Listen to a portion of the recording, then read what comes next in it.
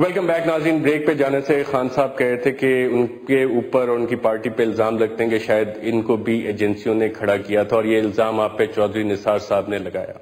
میں اس لیے میں خود اصغر خان کے کیس کے اوپر، بلکہ میں نے چیف جسٹس کو کہا کہ یہ کیس سنیں، کیونکہ پتہ تو چلے کہ آئی ایس آئی نے کس کو پیسے دیے ہیں، کس کو بیک کیا ہے، کس پارٹی کو آئی ایس آئی نے بنایا ہے.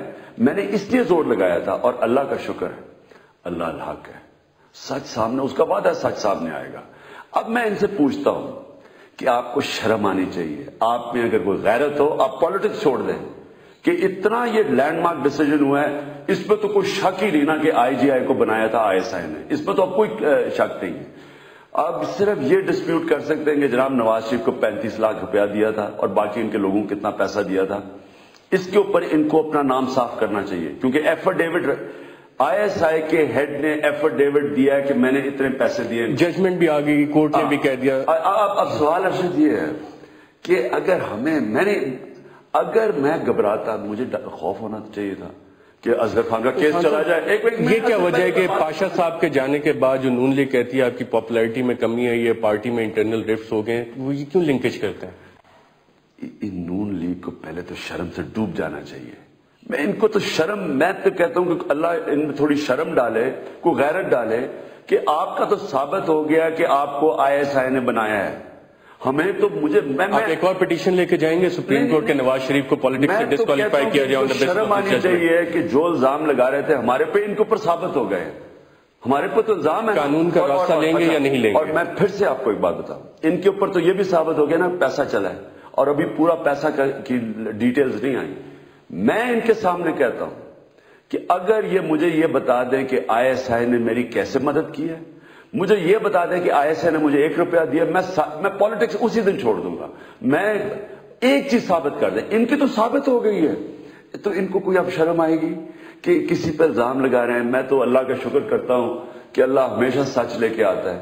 اب مجھے یہ بتائیں گے کیا کریں گے؟ اب یہ جو ان کے لیڈر کے اوپر پیسہ آیا ہے، یہ کیا کریں؟ آپ قانونی راستہ اختیار کریں گے اس کیس میں؟ میں قانونی راستہ ہم نے کیا اختیار کرنا ہے، چند مہینے میں الیکشن ہے، لیکن میں تو ان کے اوپر اب اونس ڈالتا ہوں. کسی بھی دنیا کی جمہوریت کے اندر یہ چیز آ جائے سامنے. قانونی راستہ آپ کیوں نہیں اختیار کریں گے؟ خواجہ آصف کے کیس میں بھی آپ نے کہا کہ جی میں عدالت میں لے کے جاؤں گا، اس کے بعد جو کرکٹنگ ٹرم ہے فالو تھرو، آپ نے فالو اپ نہیں کیا. ارشد آج انشاءاللہ کیس درج ہو رہا ہے. اس کی وجہ کیا ہے؟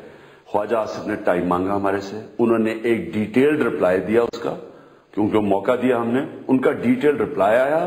اب اس رپلائی کے اوپر اب ہم ان کو عدالت میں لے کے جا رہے ہیں، اور انشاءاللہ میں نے کل پیپر سائن کیا، آج انشاءاللہ عدالت میں چلے جائیں گے.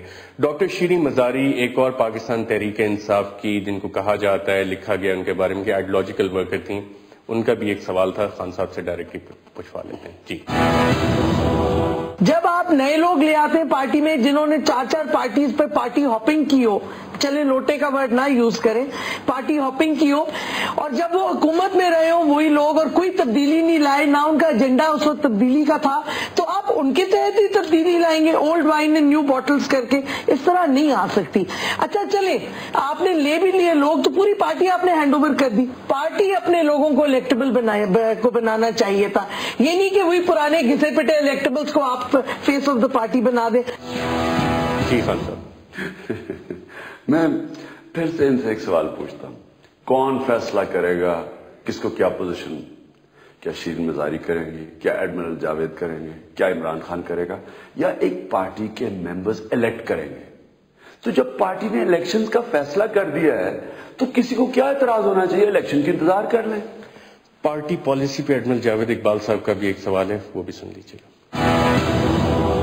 آج پارٹی کی پالیسی یہ ہے کہ اگر آپ کے پاس اسد سے یا یہ جہانگیر ترین سے زیادہ پیسہ ہے تو یو آر ویلکم، یا آپ بڑے میراثی بن جاؤ تو تب بھی آپ یو بیگ کیریئر ہو جاؤ تو تب آپ کی جگہ بنتی ہے.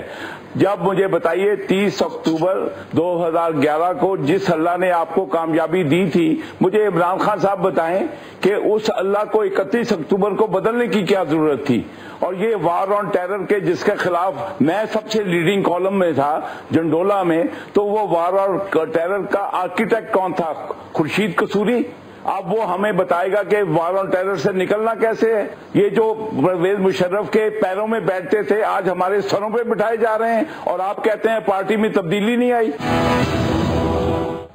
دیکھیں میں پھر سے ان سے پوچھتا ہوں, کیا یہ فیصلہ کریں گے کس کو کیا پوزیشن ملنی چاہیے؟ کیا میں اگر پرانا ورکر ہوں تو مجھے مجھے پوزیشن دے دی جائیں؟ دیکھیں نا, آخر میں آپ نے کرنا کیا ہے؟ ارشد, پارٹی کا مقصد کیا ہے؟ پارٹی کا مقصد ہے کہ کیا اچھا جی اس نے 15 سال گزارے ہیں تو اس کو یہ پوزیشن دے دو, اس نے 14 گزارے ہیں تو اس کو یہ پوزیشن دے دو, یا پارٹی نے یہ فیصلہ کرنا ہے ارشد کہ ہم نے پاکستان کی جنگ جیتنی ہے. اب اگر میں نے پاکستان کی جنگ جیتنی ہے اور پاکستان کو جو آج مسئلے مسائل پڑے ہوئے ہیں, آپ کو پاکستان کی بہترین ٹیم اکٹھی کرنی ہوگی. یعنی جس طرح کا پاکستان کے ملٹی کرائسز ہیں, کیا میں یہ فیصلہ کروں گا کہ ٹیم سلیکشن کرنے سے پہلے اچھا جی اس نے 14 سال گزارے ہیں, اس نے 16 سال اور یہ 15 سال اس کی قربانی ہے تو اس کو میں چیف منسٹر لگا دوں, اس کو میں فلانا منسٹر لگا دوں؟ تو یہ یعنی کوئی عقل ہے؟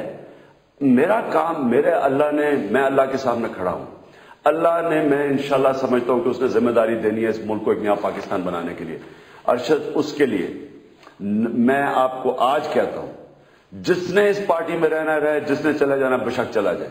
میں اوپر والے کو سامنے رکھ کے پاکستان کی بہترین ٹیم لے کے آؤں گا. پاکستان کو ورلڈ کپ جتایا, میں نے خود ٹیم سلیکٹ کی, بہترین پاکستان کی ٹیم چھوڑ کے گیا. جب میں آیا سب سے کمزور ٹیم تھی, جب میں چھوڑ کے گیا نمبر 1 دنیا کی ٹیم تھی. میں پاکستان کا, میرا آپ یہ سمجھے یہ پاکستان کا میچ ہو رہا ہے, میں نے نیا پاکستان بنانا ہے. میں نے یہ نہیں پرواہ کرنی کہ کوئی اور کیا کہہ رہے جی اچھا اس کو ڈال دیا اس کو. میں جو سمجھوں گا کہ جو مجھے یہ میچ جتائے گا, جو وسیم اکرم بنے گا, میں تو اس کو ٹیم میں لے لوں گا, چاہے وہ نیا ہو پرانا. ایک میں آپ کو مثال دے, دیکھیں دنیا کی تاریخ کے جو سب سے گریٹسٹ لیڈر تھے وہ ہمارے نبی صلی اللہ علیہ وسلم تھے. انہوں نے مجھے یہ بتایا, خالد بن ولید نے واحد ایک جنرل تھا جنہوں نے مسلمانوں کو شکست دی تھی. نبی صلی اللہ علیہ وسلم کی اپنی زندگی خطرے میں تھی, اس کو سیف اللہ بنا دیا, اس کو اسلام کی تلوار بنا کے رکھا. کیا وہ کہتے نہیں جی تم پرانے ہو, تم نے ہمارے سے یہ کیا, تو تم نے میرٹ کے اوپر ہوتا ہے سب کچھ. آپ نے بہترین لوگ پاکستان کے سلیکٹ کرنے. خان صاحب معاف کیجیے گا میں آپ کو انٹرپٹ کروں. ناظرین ہمارے آج کے پروگرام کا وقت ختم ہو رہا ہے, لیکن خان صاحب سے سوالات بہت سارے ہیں. ہم اس انٹرویو کا سلسلہ جاری رکھیں گے اور اس انٹرویو کا دوسرا حصہ ہم آپ کو کل دکھائیں گے, جس میں مزید عمران خان صاحب کی پالیسیز, ویژن اور ان کے اس کال کے مطابق کہ وہ صرف بہترین ٹیم لے کے آئیں گے. پاکستان کی قوم بھی آج یہی سوال کر رہی ہے کہ عمران خان صاحب کی ٹیم کیا ڈیلیور کرے گی. ان بہت سارے سوالات کے جواب آپ کو کل کے پروگرام میں دکھائیں گے. آج کے لیے اتنا ہی, اجازت دیجیے گا. اللہ حافظ.